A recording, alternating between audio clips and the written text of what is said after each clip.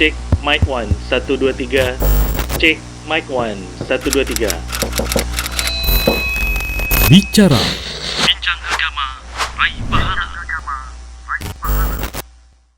Bismillah, Assalamualaikum warahmatullahi wabarakatuh. Alhamdulillah, wassalatu wassalamu ala rasulillah wa ala alihi washabihi wa man walah. Pemirsa Syah TV dimanapun Anda berada, kembali lagi bersama kami di program Bicara, Bincang Agama, Raih Pahala. Dan seperti biasa, Bicara akan membahas topik-topik yang sedang terjadi ataupun yang sedang hangat terjadi di lingkungan kita ataupun di diri kita. Dan untuk membahas topik-topik itu, kita akan mengundang para asatizah untuk coba meninjau permasalahan itu dari sisi syar'i, dan insya Allah ta'ala kita akan coba cari jalan keluarnya ataupun solusinya yang sesuai dengan syariat. Dan Alhamdulillah kita masih berada di episode spesial bersama guru kita Ustadz Mubarak Bamualim LCMHI Hafizullah Ta'ala yang sudah jauh-jauh datang dari Surabaya. Assalamualaikum Ustadz.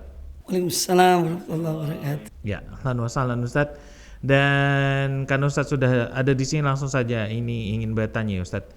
Kita ini kan baru saja ini Ustadz melalui bulan Rajab dan sekarang bulan Sya'ban, dan tentunya setelah Sya'ban akan masuk bulan Ramadan. Nah, yang mau kita tanyakan Ustadz, ini kan yang namanya bulan Ramadan ini kan kita ibadahnya sebelum-sebelumnya juga ibadahnya full, tapi kan lebih kuat lagi di bulan Ramadan selama 29 atau 30 hari Ustadz.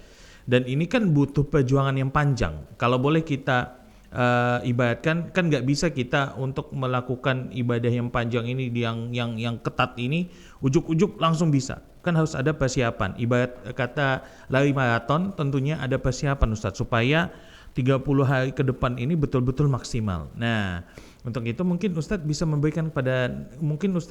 nasihat kepada kami ataupun kepada pemirsa Syah TV, kiat-kiat bagaimana kita menghadapi bulan Ramadan. Tafadhol Ustadz. Assalamualaikum warahmatullahi wabarakatuh. Alhamdulillahirabbil alamin. Salatu wassalamu ala asyrafil anbiya'i wal mursalin wa ala alihi wa ashabihi ajma'in. Alhamdulillah, tentu kita sebagai orang yang beriman kepada Allah, beriman kepada Rasulnya, Nabi kita Muhammad sallallahu alaihi wasallam, maka dengan mendekatnya bulan Ramadan 1442 Hijriah insyaallah taala, tentu kita sangat bergembira, dan setiap orang yang beriman pada Allah Subhanahu wa taala akan sangat bergembira dengan datangnya bulan yang mulia, yaitu bulan Ramadan. Apalagi kita belum lupa dan tidak lupa, pada Ramadan 1441 yang lalu kita diuji oleh Allah Subhanahu wa taala dengan ujian permulaan datangnya wabah, sehingga hampir semua masyarakat mengadakan aktivitas Ramadan di rumah-rumah mereka.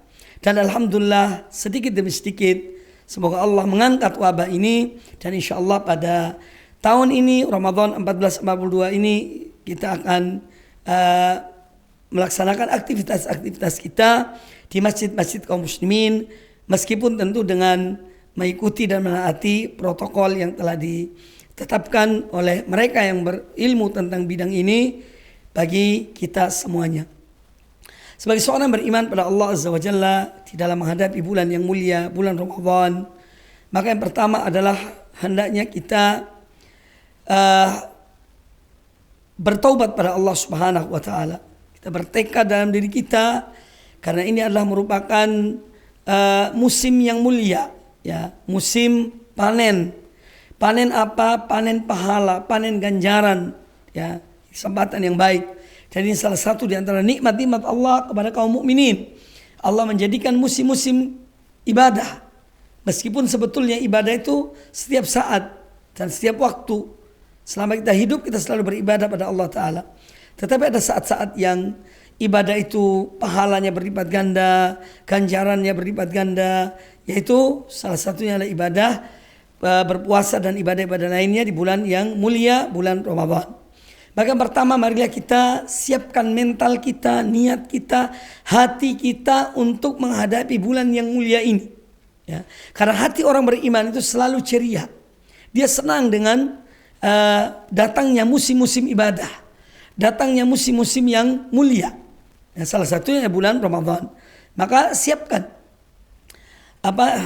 hati kita niat kita yang ikhlas dalam melaksanakan ibadah di bulan yang mulia tersebut. Kemudian yang kedua, harus kita bertekad untuk meninggalkan kemaksiatan. Meninggalkan maksiat itu tidak hanya di bulan Ramadan.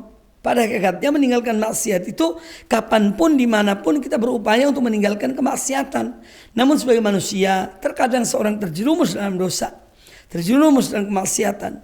Nah, adapun untuk bulan yang mulia di bulan Ramadan, ya, karena itu adalah bulan ibadah, maka tentu tidak akan bisa bercampur antara ibadah dengan maksiat pada Allah Subhanahu wa taala. Oleh karena itu saya katakan, ya, kita bertekad untuk meninggalkan kemaksiatan. Setelah kita bertekad, ya, membersihkan hati kita, niat kita untuk menghadapi bulan suci Ramadan, ya, dengan niat untuk melakukan amal-amal ibadah, maka juga harus kita bertekad untuk meninggalkan kemaksiatan pada Allah Subhanahu wa taala. Sehingga dengan demikian maka ibadah kita akan bisa maksimal dalam melaksanakan ibadah yang mulia itu. Ya, kemudian ketika kita menghadapi bulan yang mulia, bulan Ramadan, yang harus kita persiapkan pula adalah yaitu kesiapan untuk kita melaksanakan aktivitas-aktivitas di bulan Ramadan.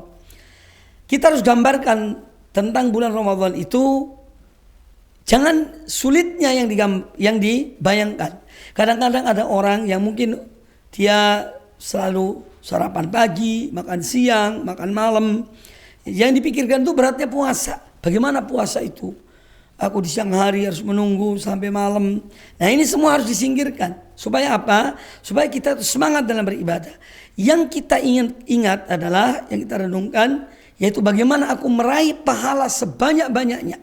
Ya, ini akan mendorong seseorang untuk dia meningkatkan tekadnya untuk beribadah pada Allah Subhanahu wa taala. Di bulan Ramadan ada hari-hari, ada ibadah-ibadah yang tidak kita jumpai di bulan selain Ramadan. Yang pertama ada puasa yang terus menerus selama 29 hari atau 30 hari. Yaitu puasa bulan Ramadan. Yang mana Nabi SAW bersabda, "Man shoma Ramadhana imanan wa ihtisaban, ghufira lahu ma taqaddama min dhanbi." Barang siapa yang berpuasa di bulan Ramadan karena didorong oleh iman yang kepada Allah dan dia mengharapkan pahala di sisi Allah, maka akan diampuni dosa-dosanya yang terdahulu. Ya, kemudian juga ada sholat berjamaah di malam hari, yang ini pada umumnya khusus di bulan Ramadan, yaitu sholat tarawih.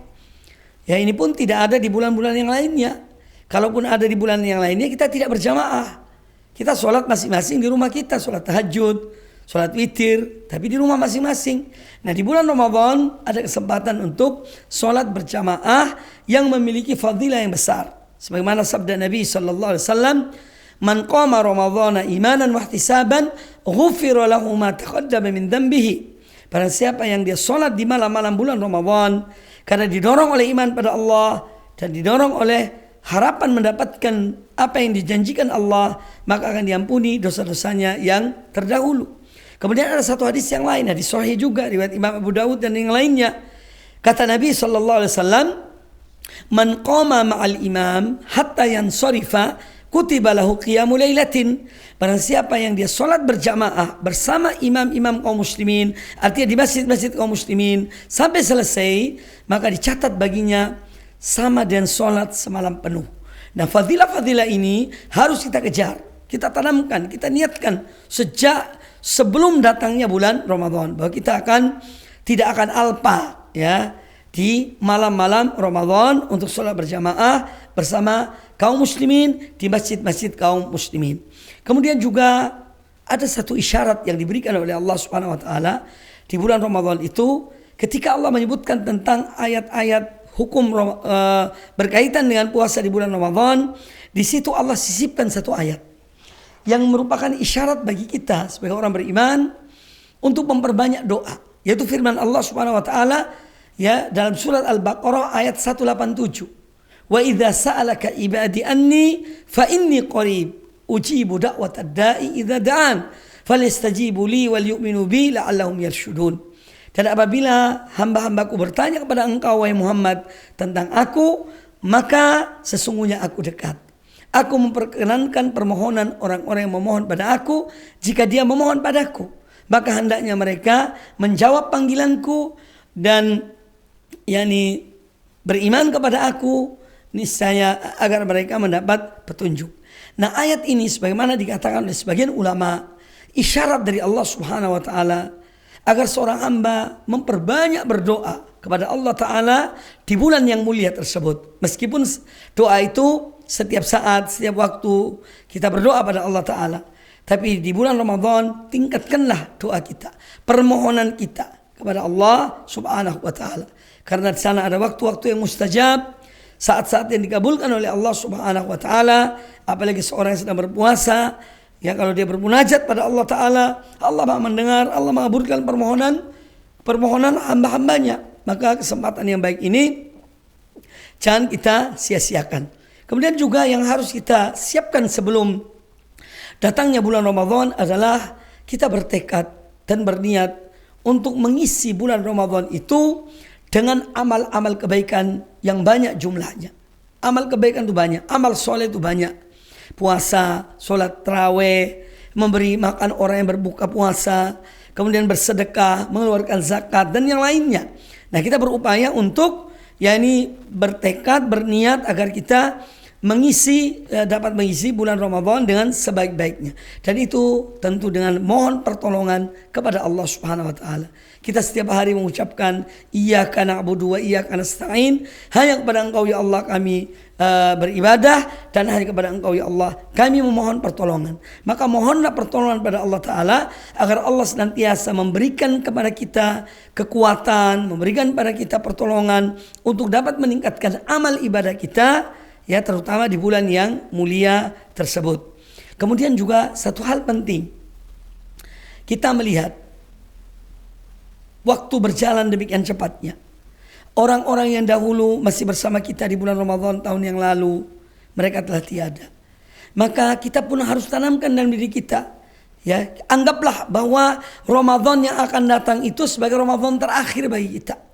Maka tentu orang yang demikian keadaannya, dia akan berupaya untuk meningkatkan amal ibadahnya. Sebagaimana Nabi SAW ketika menyuruh para sahabatnya, Sallu solata, solatlah kalian sebagai solat yang terakhir. Sallu solat al-muwaddi', solatlah ibarat solat orang yang akan meninggalkan dunia ini. Seakan-akan solat itu solat yang terakhir. Ini untuk apa? Mendorong seseorang agar khusyuk di dalam solatnya.